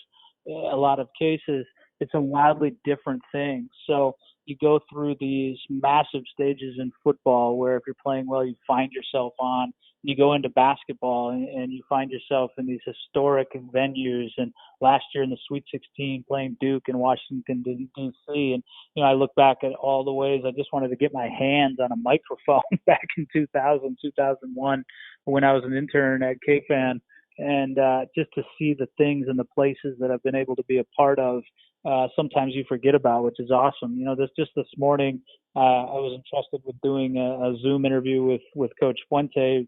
The public, the fan base hasn't really heard from him much since this coronavirus outbreak and everything's been shut down to a large degree. And so to recognize as I'm sitting in my apartment and trying to envision what the message is that he would want to get out and trying to formulate my questions that way, so it winds up looking that way, you realize at times what an incredible responsibility it is. So it's awesome. And as you can tell, even 5 years in, there's new things, there's new people, there's new experiences, and that continues to make it extremely gratifying.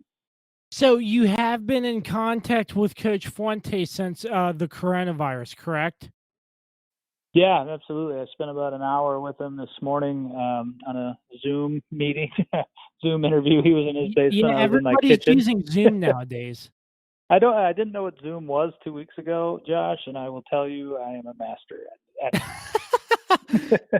Same here. I'm on the same boat. But can you give us any information about how I know there's some sort of off-season conditioning or something with each college. How are the players like staying fit and staying active? I know there's no spring game now for Virginia Tech, that got canceled, but what's the mindset moving into the next football season with this coronavirus and like social distancing and whatnot? Well, I think the first thing that he told me, and listeners of your podcast can check out a lot of that content eventually on Virginia Tech's football Twitter. I think they're going to start releasing some of that Friday. But the overarching message is football's fine, and we absolutely need to and want to be ready when we start playing again and when they're allowed to start practicing again. But guys, even though a lot of times we consider big-time college football, NFL football, Major League Baseball to be the end-all, be-all, there are very rare occasions where that takes a complete back seat to something, and this is that occasion. So the first thing that Coach Fuente wanted to emphasize was his guys aren't here. They're not being watched by him and his staff physically right now. They're all home. They're scattered throughout the country. There are a handful of them that are here in Blacksburg rehabbing. So his biggest thing is making sure that they're being smart about social distancing, about how they are handling themselves and staying home, and all the things that you're hearing in terms of national messaging right now. He wants to make sure that they're doing that and staying safe and keeping their family safe.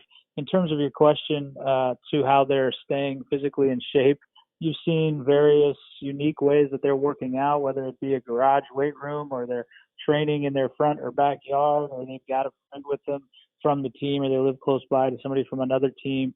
Certainly our assistant coaches and our strength and conditioning staff, to whatever degree they're allowed by the NCAA, are, I'm sure, making recommendations on workouts that they can be a part of and what they should be eating and all of those things. But again, the all-encompassing thing is to stay safe. The other part of that is trying to maintain a handle on not only where all these guys are, but where all these guys are academically, because with the switch to online classes and that just sharp departure from their normal and from their routine academically, again, the goal is be in physical shape, be in good academic standing, and be in a good mental place once you're ready to hit the gas again, whenever that may come, hopefully at some point this summer.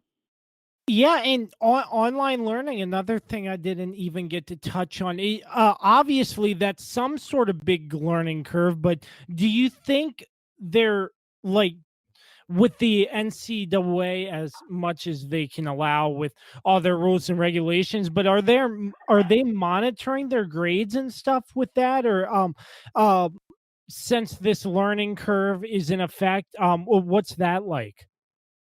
Yeah, absolutely. Again, you have your academic advisors, you have your tutors, you have the people that work with any football program, whether that be a Power Five program or not, or football or not. Basketball certainly has that too, and as do all the other sports. So those folks are continuing, even though that's now in a virtual role and maybe screen to screen rather than being in the same room in a study hall. Absolutely, they're monitoring that. They're helping more than anything, just like they always would in terms of the academic health of all of these athletes, whether that be football, basketball, or softball or baseball or whatever sports just had their seasons disrupted. So that's a huge thing. But at the same time, for those people, they're learning how to do that as effectively as possible on the fly, just like the rest of them. They're learning how to learn. They're learning when they're supposed to be online and when they're supposed to be in class. But yeah, make no mistake, they're not leaving them out there by themselves to fend for themselves for sure. Yeah, so classes are still going on as normal, just all online, correct? That's right. Yeah. Okay, yeah, I see there. So definitely a big learning curve, but with schools these days, you got to have academic advisors like that. I've seen that in Last Chance U on Netflix. So yeah, something probably bigger than that. But moving on, John, I want to talk about this past Hokies football season. They went 8-5. I'm sure you remember the 6 overtime thriller against UNC. You must have loved calling all 6 of those overtimes plus 4 quarters. But give us like sort of an overview of how you thought the season went.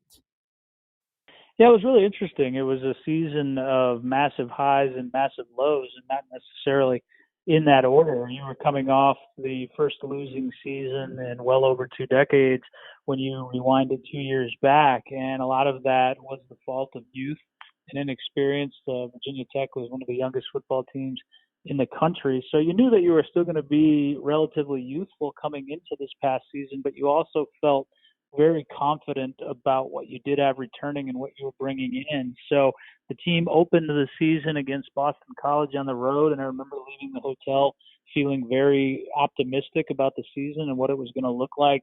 And they wound up losing that game. Didn't play well. Turned the football over 5 times and were a -5 in the turnover margin. Then came home. You had the games, your guarantee games, where you're paying for wins, and the Hokies struggled to get them. They struggled against Old Dominion. They struggled against Furman, but ultimately got the wins there.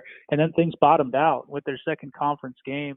They played Duke at night. They just got absolutely pasted. Just could not stop the Blue Devils, their option attack, anything that they were doing offensively, and the bottom fell out for quarterback Ryan Willis, who started the season as the starter. And then you're thinking, sitting there at 2-2, oh my God, this is going to be a historically poor season.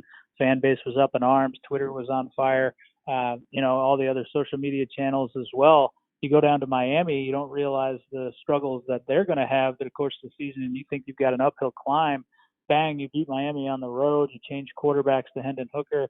Going into that game, you nearly, despite an injury to Hendon Hooker, knock off Notre Dame, who was a top 15 team at the time on the road. Arguably should have won that game, but won 6-7. Now you're feeling great. You're a fringe top 25 team.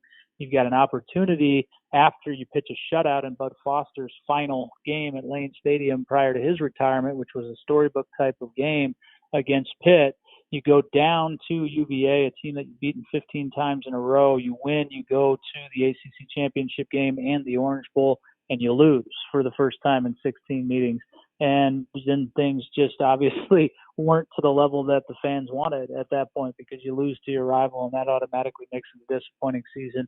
Added to that, losing in the Belk Bowl to Lynn Bowden, who's nobody's favorite in the Hokie fan base, and finished 8-5. So again, when you're sitting at 2-2 against Duke, you would have gladly taken 8-5. But then after you reel off 6-7, and nearly beat Notre Dame on the road and go into Virginia as a favorite, it was disappointing from that point. So it was a lot of things all in one season for sure.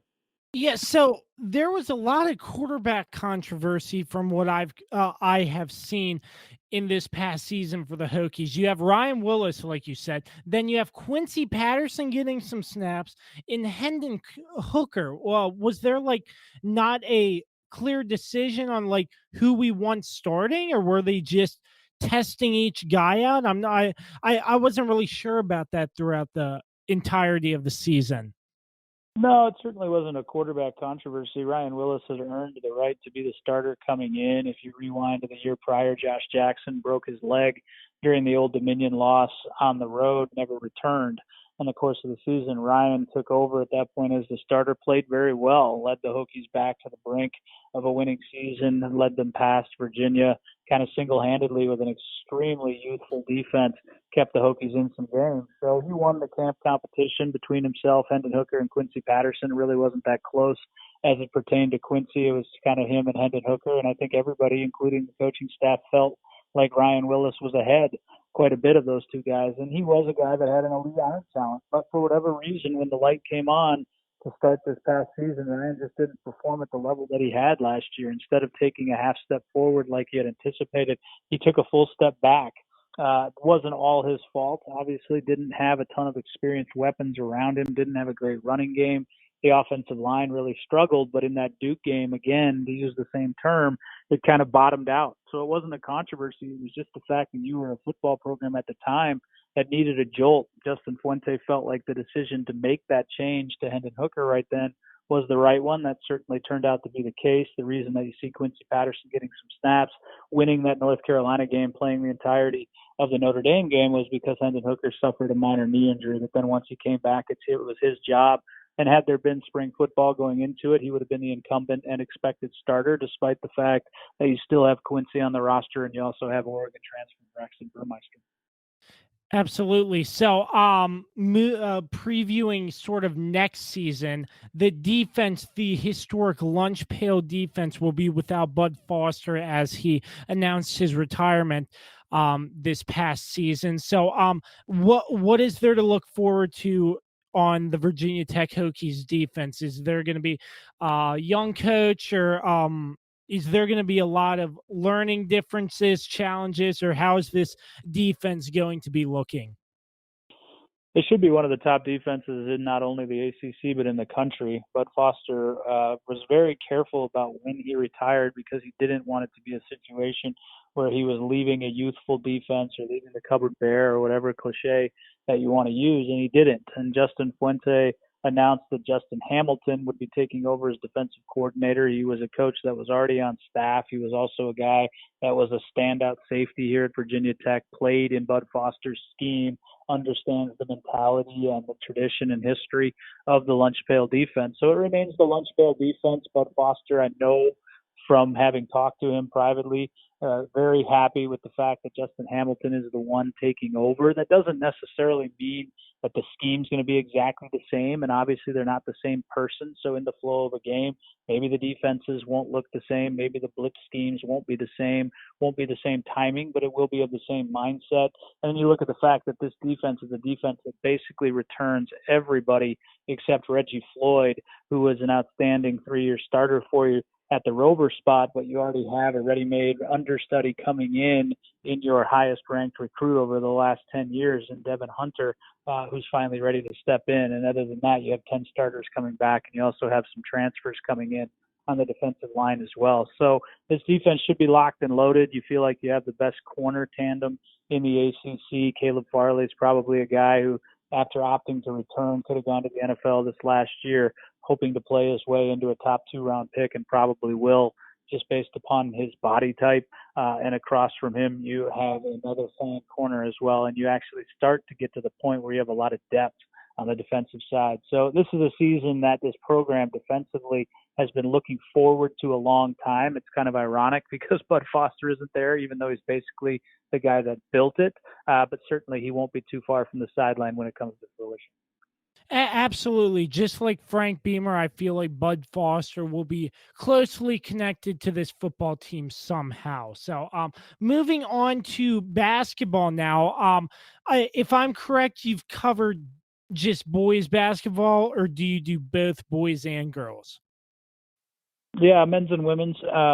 Men's basketball is my primary responsibility in terms of radio on our Virginia Tech Sports Network, which is 35 stations, give or take, when it comes to basketball. And I've certainly enjoyed that, and that's obviously been my primary focus. But I have gotten involved a bit with the women's basketball side with the advent of the ACC network, and beyond that, the ACC Network Extra, which is our internally produced broadcasts that now go out digitally when the schedule allows and when men's basketball is not traveling. And I'm here in Blacksburg.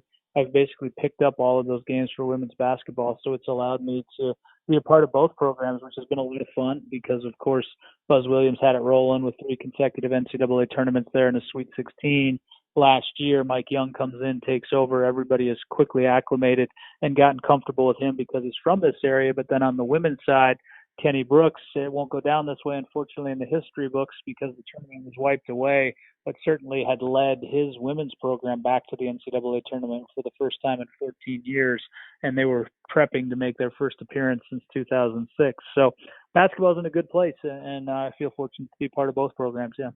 Yeah, absolutely. And Mike Young, do you think he is fitting in well for the former head coach Buzz Williams? Because Buzz Williams left his mark on Hokies basketball, and it was such a great mark. One of the funniest moments ever, and you might remember this. But Buzz Williams, he gets so fired up that he has to change his outfit during halftime. Yeah, that was pretty much his mark at halftime. He would definitely, a lot of times when I first got here, he would go from dress attire to a T-shirt or a long shirt or sleeve T-shirt.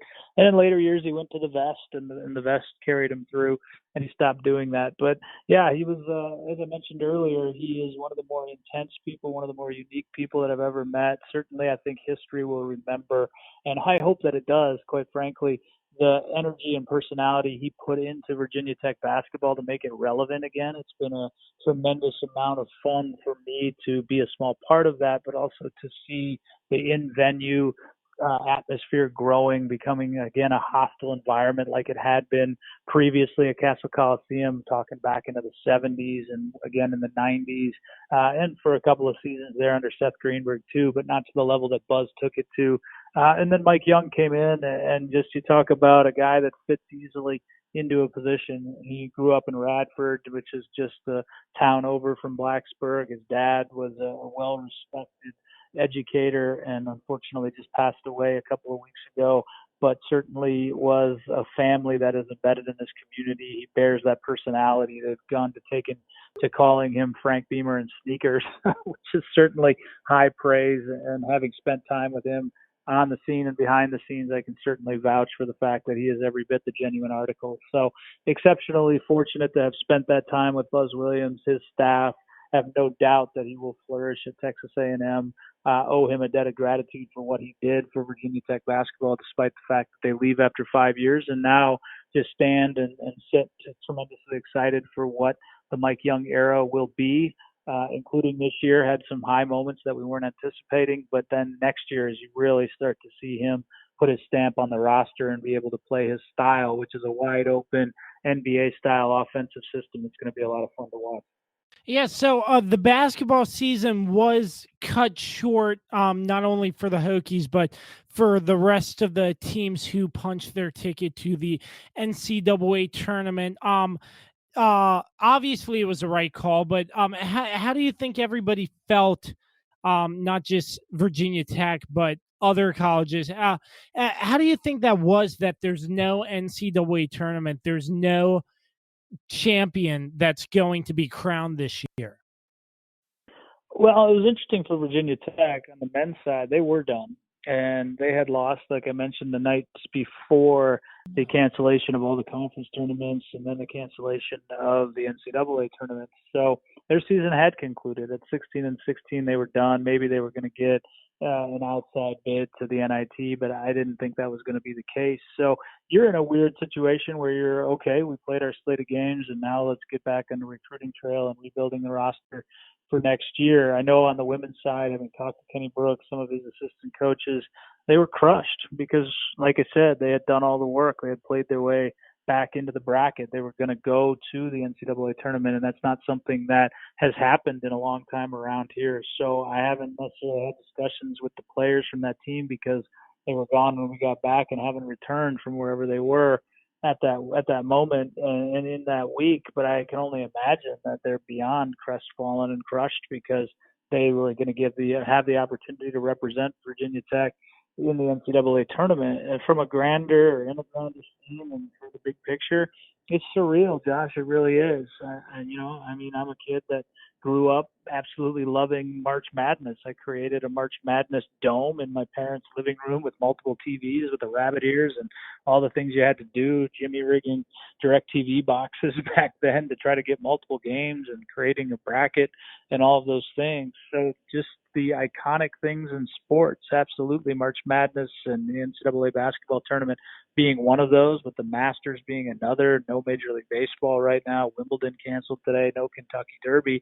I think it just speaks volumes about the serious nature with which everyone should be taking this coronavirus threat to our health, to our national security, and to our economy, because that's as big as it gets in sports. And in a lot of people's worlds, including mine, sports is the biggest thing outside of family. So when those things go away, it's going to be something that we talk about for decades, if not longer. It's going to be a part of the history books that in 2020 there was no NCAA basketball champion on the men's or women's side. There was no NCAA College World Series winner, but also there was no threat of a triple crown in horse racing. There was no Masters champion. There was none of those things. So it's almost the year that never was.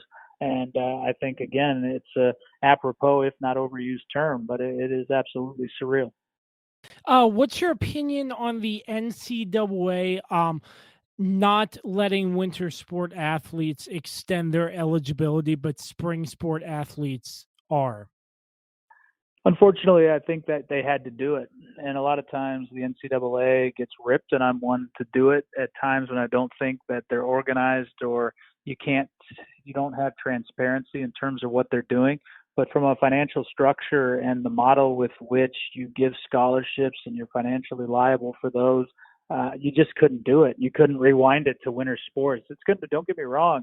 Spring you had to do from a public relations standpoint for all of these athletes that essentially had their seasons wiped away to a 70 to 80% scale, because that's where some of them were, most notably softball and baseball here in the spring. But it's going to cripple a lot of athletic departments financially trying to figure out how to take on the new scholarship athletes that they have coming in next year, along with the ones that will return. So we haven't seen or heard the last on how this is going to work out. But again, I think the NCAA, as they so often are, was in a position that was not going to allow them to look like the winner coming out, and in a relatively thankless position between a rock and a hard place. I hate it for the winter sports athletes, particularly the ones that had postseasons coming, had opportunities at chasing championships and all of those things.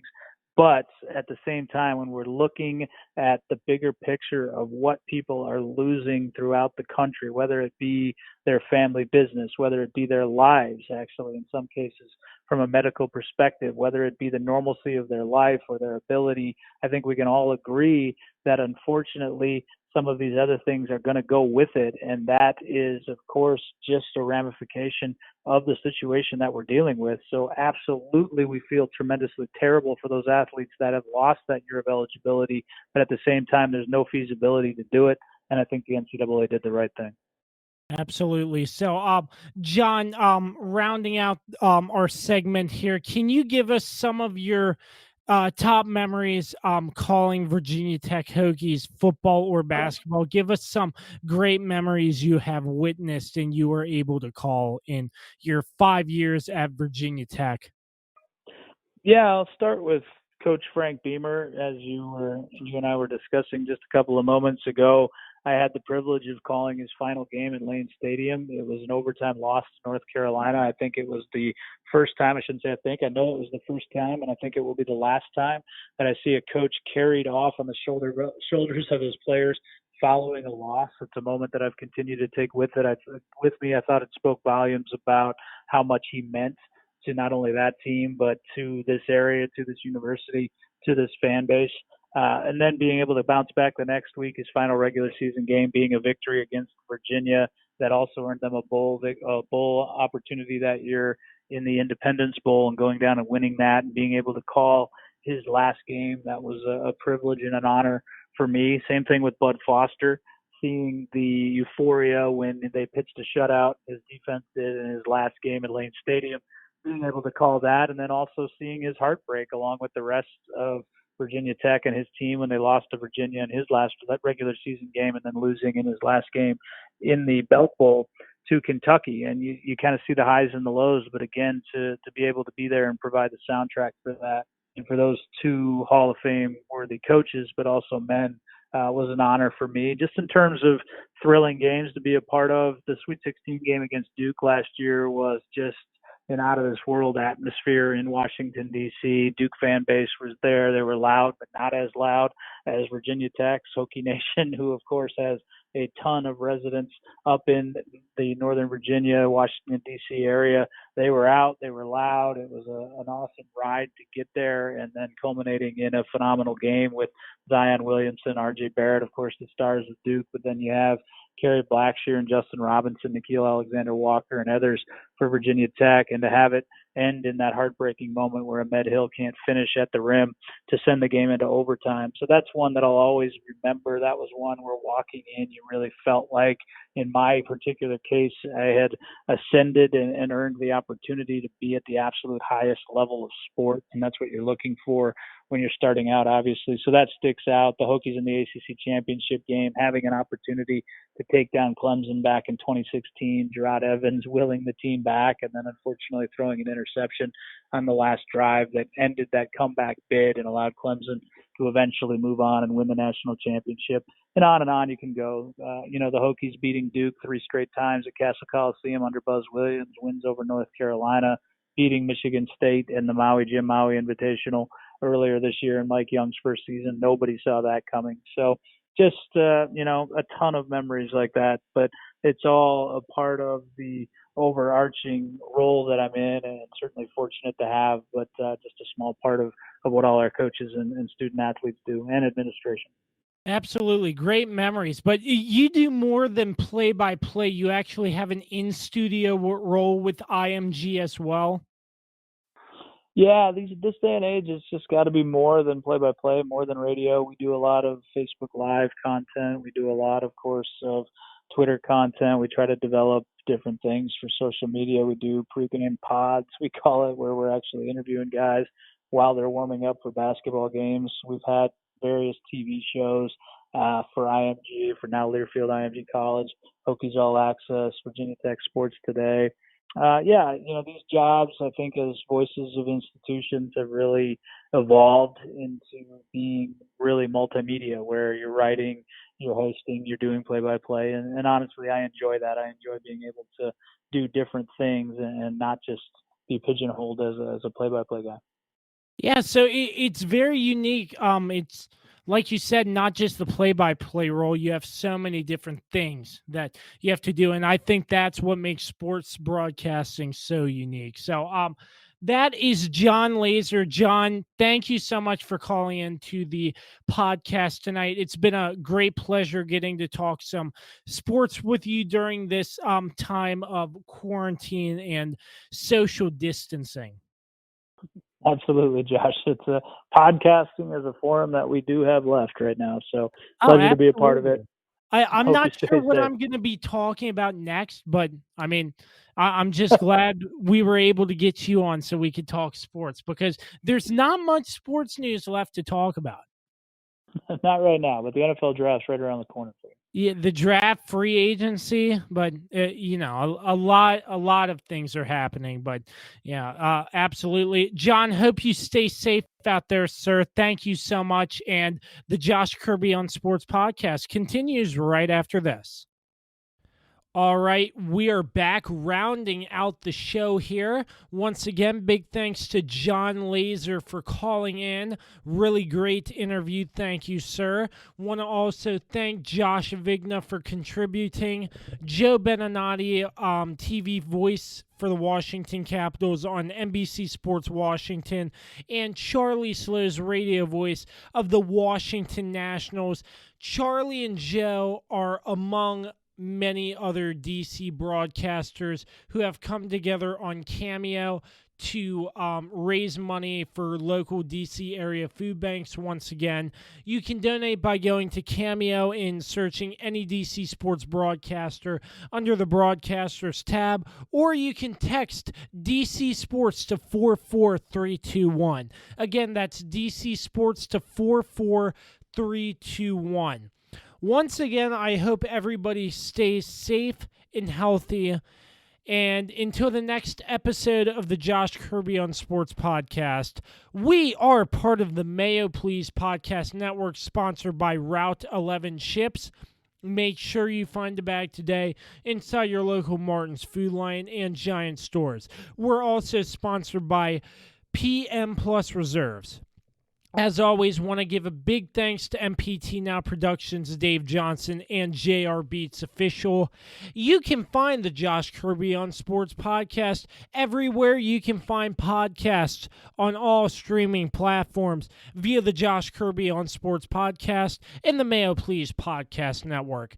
Until the next episode, we say so long and peace out.